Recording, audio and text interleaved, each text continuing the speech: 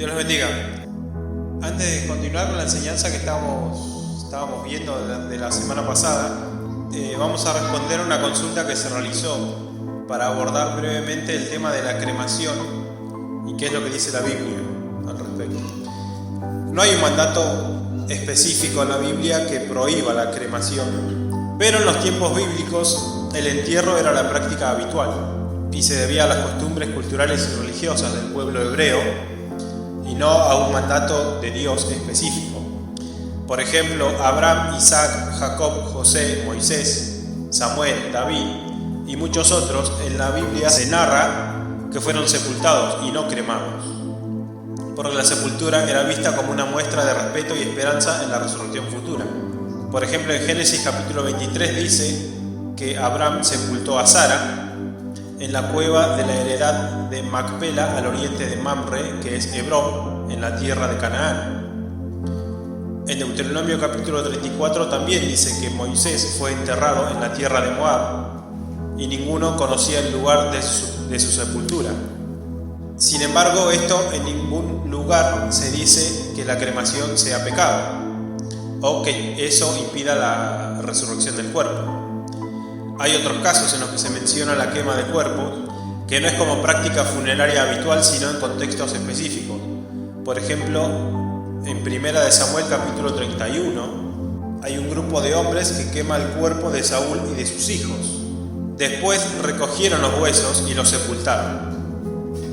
Esto sugiere que la quema fue una medida excepcional, puede ser por el estado de los cuerpos o para evitar una profanación y no una práctica religiosa. Recordemos que Saúl y los hijos fueron muertos en una guerra también. Es decir, que los enemigos podían profanar el cuerpo. En el libro de Amós, capítulo 2, versículo 1, Dios dice: por 3 pecados de Moab y por el cuarto, no revocaré su castigo, porque quemó los huesos del rey de Edom hasta calcinarlos. En este caso, la cremación no es vista como un pecado, sino que el problema surge cuando hay falta de respeto o desprecio hacia la persona o hacia Dios. Ahora bien, algunos argumentan que la cremación destruye el cuerpo y eso impide la resurrección. Pero esta idea no tiene ninguna base bíblica, porque Dios no necesita un cuerpo físico intacto para resucitar a una persona. De hecho, la semana pasada vimos en 1 de Corintios capítulo 15, en donde Pablo mismo dice: lo que se siembra no se vivifica, sino muere antes, y que Dios da el cuerpo como Él quiso y a cada semilla su propio cuerpo.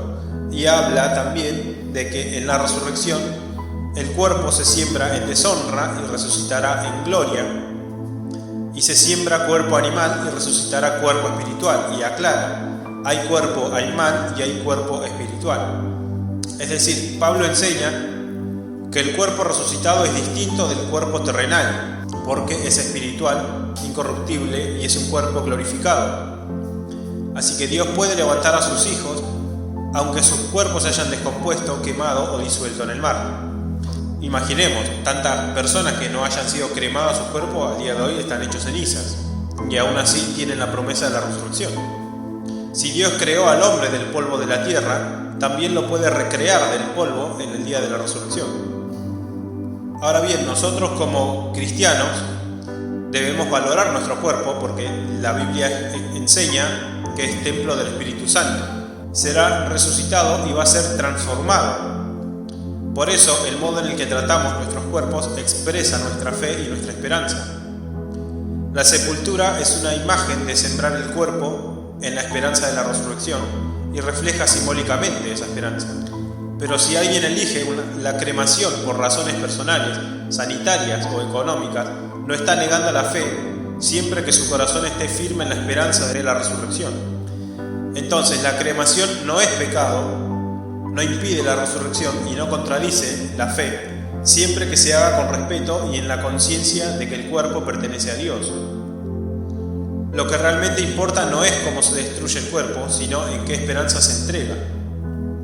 Dios no necesita un cuerpo intacto, porque Él es Dios soberano que hace nuevas todas las cosas. Por eso, sea por cremación o por sepultura, lo central es creer que los muertos en Cristo resucitarán primero, como escribe Pablo en 1 Tesalonicenses capítulo 4. Ahora bien, Jesús habló sobre la mutilación del cuerpo cuando dijo: mejor es que se pierda uno de tus miembros y no que todo tu cuerpo sea echado en el infierno. ¿Qué significa sacarse un ojo o cortarse una mano? ¿Vamos a resucitar con cuerpos idénticos? Este texto quizá puede generar algo de confusión si no se entiende el lenguaje figurado y el contexto que Jesús está usando. Este texto que acabo de citar se encuentra en Mateo capítulo 5, versículos 29 y 30, en donde Jesús usa imágenes extremas para transmitir una verdad espiritual profunda. No da una instrucción literal de mutilación corporal, sino que está enseñando la seriedad del pecado y el valor de la salvación eterna. El pasaje dice: por tanto, si tu ojo derecho te es ocasión de caer, sácalo y échalo de ti, pues mejor te es que se pierda uno de tus miembros y no que todo tu cuerpo sea echado en el infierno. Y si tu mano derecha te es ocasión de caer, córtala y échala de ti, pues mejor te es que se pierda uno de tus miembros y no que todo tu cuerpo sea echado al infierno. En el contexto de Mateo capítulo 5 versículos 29 y 30 viene del Sermón del Monte. Jesús en ese pasaje no está hablando del cuerpo físico como tal, sino del corazón. Porque si vemos dos versículos atrás, versículos 27 y 28, Jesús habla del adulterio del corazón y de la necesidad de cortar toda ocasión de pecado. Por lo tanto, sacarse un ojo o cortarse una mano simboliza eliminar todo aquello que nos hace tropezar espiritualmente, aunque parezca costoso o doloroso. Cuando Jesús dice: mejor te es que se pierda uno de tus miembros y no que todo tu cuerpo sea echado al infierno, está usando una comparación de valor eterno, porque es preferible perder algo temporal antes que perder la vida eterna y ser destruido con todo el ser, espíritu y cuerpo en el día del juicio final. No está enseñando que el cuerpo físico sea condenado por sí mismo, sino que la persona completa, su vida, su conciencia y su identidad puede ser destruida si persiste en el pecado. Por eso usa la palabra todo tu cuerpo como sinónimo de la persona completa y no como una distinción de la parte específica del ser humano. Ahora bien, cuando Jesús dice ser echado al infierno, esa palabra infierno es la palabra Gehenna en el griego, que proviene de Valle de Hinnom en el hebreo, que es un lugar fuera de Jerusalén donde antiguamente se ofrecían sacrificios humanos. Esto lo puede encontrar en Segunda de Reyes, capítulo 23, versículo 10, en donde dice: asimismo profanó a Tofet, que está en el valle del hijo de Hinnom, para que ninguno pasase su hijo o su hija por fuego a Moloc. Y Jeremías capítulo 7, versículo 31, dice: han edificado los lugares altos de Tofet, que está en el valle del hijo de Hinnom, para quemar al fuego a sus hijos y a sus hijas, cosa que yo no les mandé ni subió en mi corazón. En los tiempos de Jesús, ese valle era un basural donde se quemaban desechos constantemente, y por eso se convirtió en una figura simbólica del juicio y destrucción final de los impíos. Cuando Jesús dice que el cuerpo puede ser echado en el Gehenna, está usando una metáfora del juicio eterno, no de un fuego literal que consume cuerpos ahora, sino del castigo final y total de los que rechazan la salvación. Entonces tenemos un punto clave, que Jesús no está enseñando que el cuerpo físico tenga que ser preservado para entrar al reino, ni que su destrucción por fuego o cremación impida la vida eterna. Está hablando de la entrega del corazón y de la vida completa a Dios, aunque eso implique renunciar a cosas muy valiosas para nosotros. Por lo tanto, cuando Jesús dice que es mejor entrar al reino sin un ojo, sin una mano, se refiere a la disposición espiritual de sacrificar lo que sea necesario para no perder la vida eterna. No está hablando de una condición física con la que alguien será resucitado. De hecho, Pablo aclara que en la resurrección los cuerpos serán transformados y glorificados. Nadie va a entrar al reino sin un ojo o sin una mano, literalmente, porque el cuerpo resucitado va a ser perfecto e incorruptible. Entonces, como conclusión tenemos que Jesús usa un lenguaje figurado para advertir sobre la gravedad del pecado, que la palabra cuerpo en este contexto significa la persona entera, no solamente la materia física, que la palabra Gehenna representa la destrucción final de los impíos y no un fuego literal que afecte a los cuerpos actuales, la enseñanza principal es que vale más perder algo temporal que perder la vida eterna.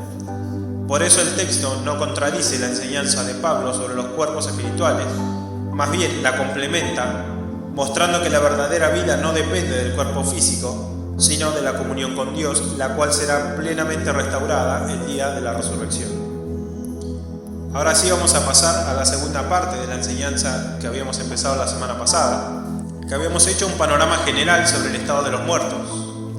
Hoy vamos a profundizar en algunos aspectos, por ejemplo, cómo define la Biblia al alma y ver algunas traducciones que parecieran modificar el sentido de los textos, el estado de inconsciencia en la muerte, la influencia de la filosofía griega en la comprensión del mundo y de las escrituras.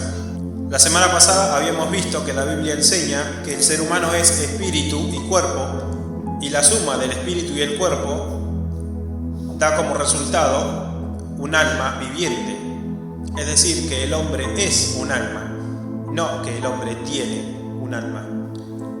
Génesis capítulo 2, versículo 7 habíamos visto la semana pasada, en donde dice: entonces Jehová Dios formó al hombre del polvo de la tierra y sopló en su nariz aliento de vida, y fue el hombre un ser viviente. La palabra ser en el hebreo es nefesh, que se traduce como alma, ser, persona o vida. Y la palabra aliento en el hebreo es neshama. Pablo mismo menciona en la primera carta a los Corintios, capítulo 15, versículo 45, que Adán es un alma viviente. Dice: así también está escrito, fue hecho el primer hombre, Adán, alma viviente, el postrer Adán, espíritu vivificante. También vimos en Eclesiastés que al morir el cuerpo vuelve al polvo y el aliento de vida, o el espíritu, vuelve a Dios. Es decir, que el alma deja de ser, y esto es un estado de inconsciencia. También mencionamos en 1 Corintios capítulo 15 que Pablo explica que la esperanza del creyente cristiano es la resurrección. En los versículos 13 y 14 dice que si no hay resurrección de muertos, tampoco Cristo resucitó. Y si Cristo no resucitó, vana es entonces nuestra predicación, vana es también vuestra fe. La resurrección va a ser cuando Cristo despierte a los muertos. Esto permite determinar que es falsa la doctrina de que el hombre tiene un alma y de que esa alma sea inmortal. La inmortalidad es un regalo de Dios, no es naturaleza del hombre. La doctrina que sostiene que el hombre tiene un alma inmortal dice que al morir el cuerpo vuelve al polvo, el alma va al cielo o al infierno y que el alma está consciente, y que el día de la resurrección Cristo entrega un cuerpo a las almas que están en el cielo. Pero la Biblia enseña lo que ya aprendimos la semana pasada. El hombre fue creado cuando Dios lo formó del polvo de la tierra, esto es su cuerpo, sopló aliento de vida, es decir, espíritu, y el resultado fue un alma viviente. Por eso al morir el espíritu, es decir, el aliento, vuelve a Dios. Y esto se puede encontrar en distintos pasajes, así que ahora sí le voy a citar varios pasajes en donde se habla de la separación del cuerpo y el espíritu. Salmos capítulo 146, versículo 4. Pues sale su aliento y vuelve a la tierra, en ese mismo día perecen sus pensamientos. Lo que vuelve a la tierra es el cuerpo. Salmos capítulo 104, versículo 29 dice que es Dios quien quita ese espíritu. El versículo dice: escondes tu rostro, se turban, les quitas el hálito, dejan de ser y vuelven al polvo. Recién mencioné Eclesiastés capítulo 12, versículo 7, en donde dice que el espíritu vuelve a Dios que lo dio. El versículo dice: y el polvo vuelva a la tierra como era, y el espíritu vuelva a Dios que lo dio. También escribe Santiago en su carta, en el capítulo 2, versículo 26, que el cuerpo sin espíritu está muerto. Acá la palabra espíritu está escrito en griego, que es la palabra pneuma. Y el versículo dice: porque como el cuerpo sin espíritu está muerto, así también la fe sin obras está muerta. Ahí vemos que hay concordancia en la Biblia entre lo que dice el Antiguo Testamento y el Nuevo.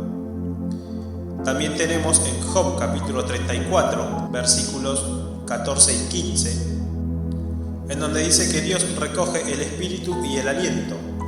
Si Él pusiese sobre el hombre su corazón y recogiese así su espíritu y su aliento, toda carne perecería juntamente y el hombre volvería al polvo. Entonces, la Biblia no enseña que tenemos un alma, sino que somos un alma formada por un cuerpo y un espíritu. También vimos la semana pasada que el alma es mortal. Ezequiel capítulo 18, versículos 4 y 20, dice que toda alma es de Dios. La palabra alma, con el término hebreo nefesh, he aquí que todas las almas son mías. Como el alma del Padre, así el alma del Hijo es mía. El alma que pecare, esa morirá. El alma que pecare, esa morirá. El Hijo no llevará el pecado del Padre, ni el Padre llevará el pecado del Hijo. La justicia del justo será sobre él, y la impiedad del impío será sobre él. Recién decía que Dios nos regala la inmortalidad. El único que es inmortal por naturaleza es Dios. Pablo lo escribe en la primera carta a Timoteo, capítulo 6, versículos 15 y 16. Pablo escribe que el bienaventurado y solo soberano, Rey de reyes y Señor de señores, el único que tiene inmortalidad, que habita en luz inaccesible, a quien ninguno de los hombres ha visto ni puede ver, al cual sea la honra y el imperio sempiterno. Es decir, el único que tiene inmortalidad es Dios, por naturaleza, y a nosotros nos regala la inmortalidad cuando nos promete vida eterna. También encontramos en Deuteronomio, capítulo 27, versículos 25, y en el texto original hebreo dice: maldito el que tomare soborno para matar a una persona inocente. Pero ahí donde dice persona es el mismo término nefesh que estábamos viendo, que es alma. Nosotros quizá lo podemos encontrar en la traducción de Reina Valera 1960, que dice: maldito el que recibiere soborno para quitar la vida al inocente. En ese versículo dice quitar la vida, pero en el texto original dice matar a una persona. Es decir, que la palabra nefesh se tradujo como vida en el lenguaje español. Lo mismo pasa en Génesis capítulo 37, versículo 21. En este capítulo se va a encontrar con que José es vendido por sus hermanos. Y uno de sus hermanos, Rubén, dijo: no lo matemos. Así lo vamos a encontrar nosotros en la traducción que tenemos en las Escrituras. Pero el texto original en hebreo dice: no tomemos su vida. Y esa palabra vida también es la palabra alma, nefesh, en hebreo. Cuando Rubén oyó esto, lo libró de sus manos y dijo: no lo matemos. Ahí es donde el texto original dice: no tomemos su vida. Lo mismo pasa en Éxodo capítulo 31, versículo 14, donde el texto original dice: el que profanare el día de reposo morirá. Aquella persona será cortada, es el texto. Donde dice aquella persona, otra vez ese es el término nefesh, que se traduce como alma. El texto que nosotros vamos a encontrar es: así que guardaréis el día de reposo, porque santo es a vosotros. El que lo profanare de cierto morirá, porque cualquiera que hiciere obra alguna en él, aquella persona, es decir, nefesh, será cortada de en medio de su pueblo. También en Levítico, capítulo 24, versículo 17, nosotros vamos a encontrar el texto que dice: asimismo, el hombre que hiere de muerte a cualquier persona, que sufra la muerte. La palabra persona es el término hebreo nefesh. En el texto original hebreo dice: el que quite la vida, nefesh, a cualquier humano. Números capítulo 6, versículo 6, también se traduce el término nefesh como persona, y dice: todo el tiempo que se aparte para Jehová no se acercará a persona muerta. Es decir, ahí ya encontramos también otro texto en donde habla del alma, nefesh, y la muerte. También en Números, capítulo 31, versículo 19, está la expresión que dice cualquiera que haya dado muerte a persona, y esa palabra también persona es el término hebreo nefesh. Conocemos también que en las Escrituras dice ojo por ojo y diente por diente, y este pasaje está en Deuteronomio, capítulo 19, versículo 21, y no le compadecerás, vida por vida, ojo por ojo, diente por diente, mano por mano, pie por pie.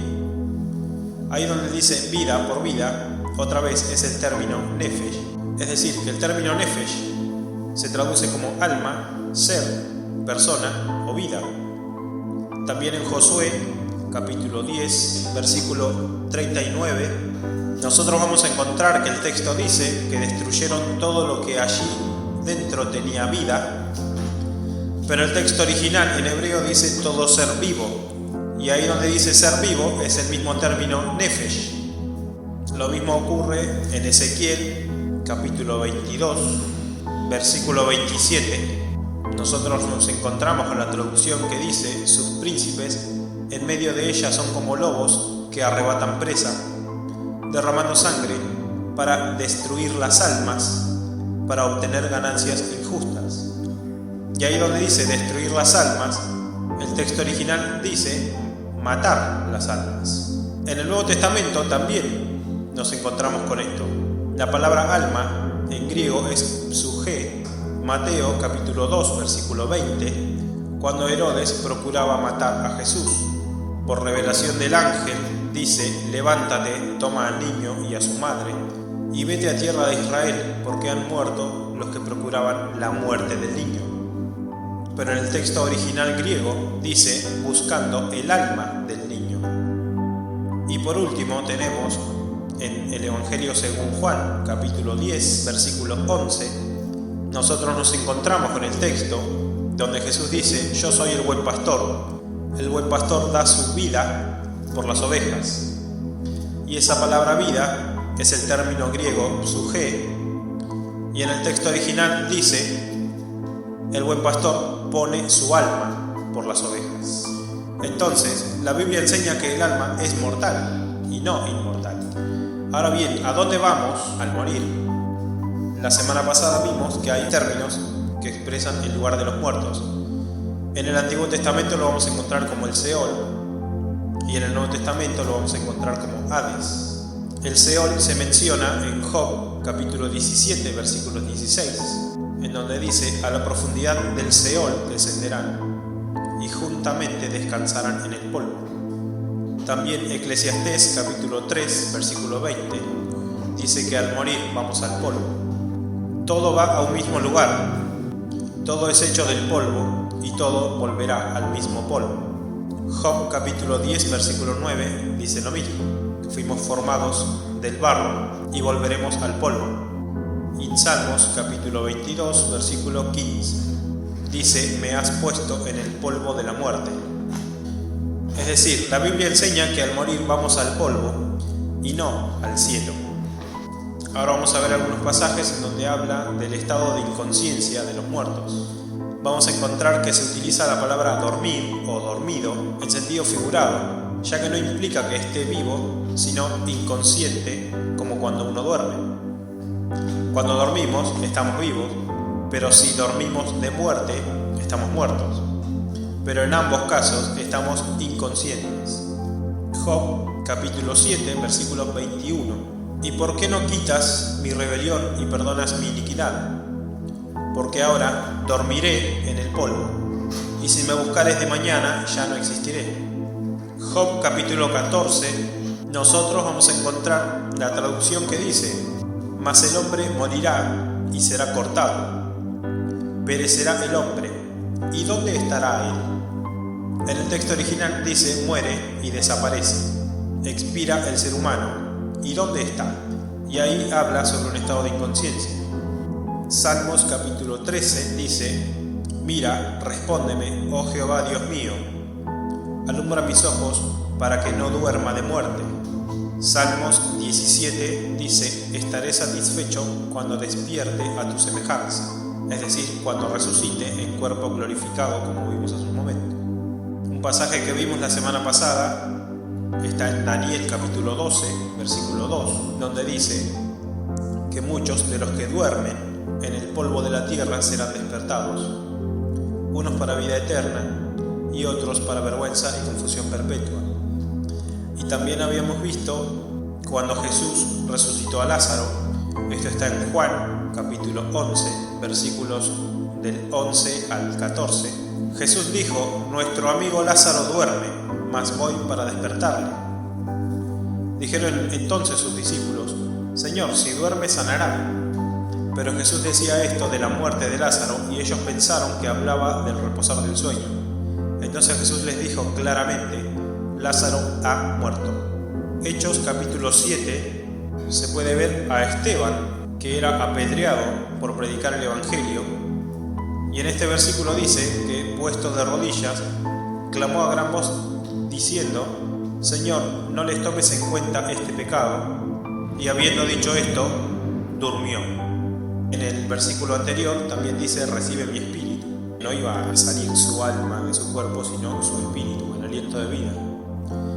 Pablo también escribe en 1 Corintios capítulo 15, versículo 6, que Jesús se apareció a más de 500 hermanos, de los cuales muchos viven y otros ya duermen, escribió Pablo.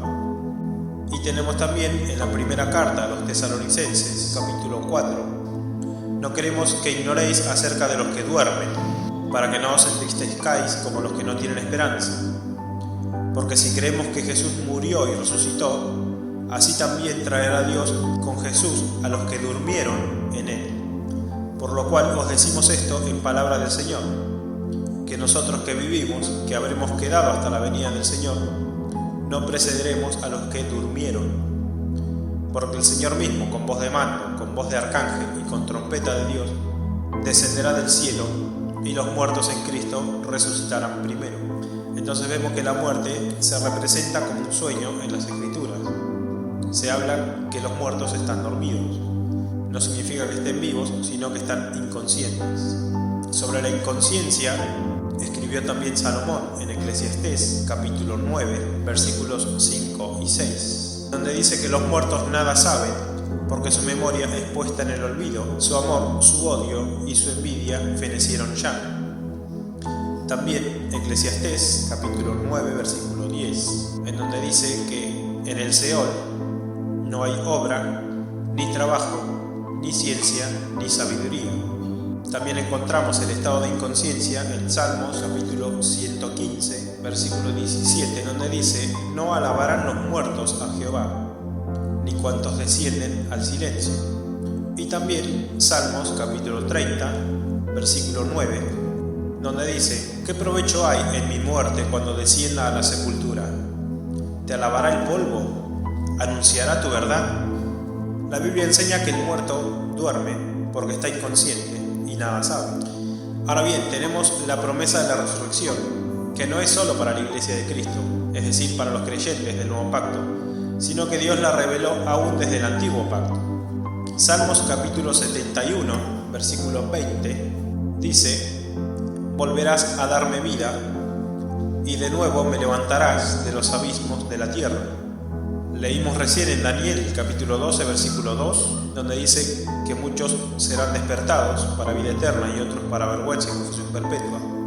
Y a Daniel se le promete también en el mismo capítulo, en el versículo 13, se le promete también la resurrección, donde dice: y tú irás hasta el fin, y reposarás, y te levantarás para recibir tu heredad al fin de los días. También la promesa de resurrección está en Isaías capítulo 26, versículo 19. El texto dice: tus muertos vivirán, sus cadáveres resucitarán. Despertad y cantad, moradores del polvo, porque tu rocío es cual rocío de hortalizas, y la tierra dará sus muertos. Recién mencionaba que en la primera carta a los Tesalonicenses capítulo 4, Dios traerá con Jesús a los que durmieron en él, que el Señor descenderá del cielo y los muertos van a resucitar primero, y los que hayamos quedado seremos arrebatados juntamente con ellos, es decir, con los resucitados, y recibiremos al Señor en el aire, y así estaremos siempre con el Señor. Esa es la promesa de resurrección. para los que ya murieron y para los que estemos vivos al momento que el Señor regrese. Jesús habla sobre la resurrección. En Lucas capítulo 20, a Jesús le preguntan sobre la resurrección y él dice que los resucitados no se casarán ni tendrán hijos, porque todos serán hijos de Dios como los ángeles. Y concluye, Dios es Dios de vivo, no de muertos. Vimos que primero va a ocurrir la segunda venida de Cristo, seguida por la resurrección, y luego la transformación y el arrebatamiento de los que estén o estemos vivos. Por eso, si después lee Mateo capítulo 25, la venida del Hijo del Hombre, dice que cuando Jesús regrese, va a separar a las ovejas y a los cabritos, y a las ovejas le va a dar la heredad del reino de Dios preparada antes de la creación. En ese pasaje también se va a encontrar que dice que el Hijo del Hombre viene en su gloria con los santos ángeles. Es decir, no viene con la iglesia como en muchos lugares enseñan, sino que viene con los ángeles, con el ejército de los ángeles. En el Evangelio de Juan, capítulo 5, versículos del 27 al 29, dice que Cristo tiene autoridad para juzgar. Los que están en los sepulcros resucitarán para vida eterna o para condenación. Los que hicieron lo bueno saldrán a resurrección de vida, mas los que hicieron lo malo a resurrección de condenación. Es decir, que va a haber dos resurrecciones, la de los hijos de Dios y la de los impíos. Y así lo expresa también el apóstol Juan, como vimos la semana pasada. En Apocalipsis capítulo 20 va a encontrar en los versículos 4 y 5 la resurrección de los hijos de Dios. Y Juan dice, esta es la primera resurrección.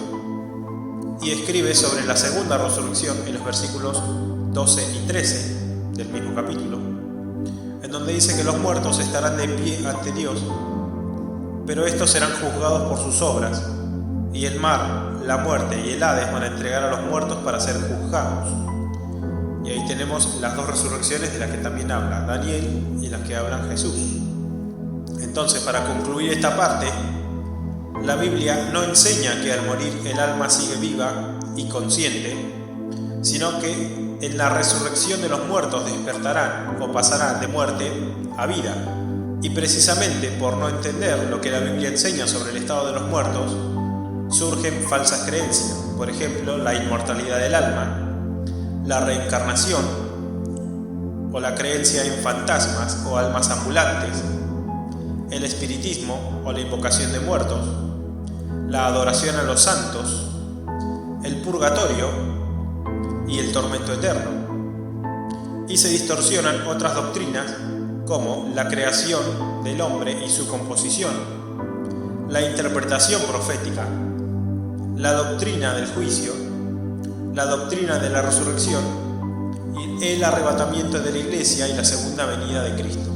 La semana que viene entonces vamos a ver por qué muchos creen que el hombre es tripartito, es decir, formado con espíritu, alma y cuerpo, comprendiendo un poco más con profundidad la esperanza de la resurrección, la promesa de vida eterna, el castigo de los impíos y del diablo, y que es la nueva creación. Dios los bendiga.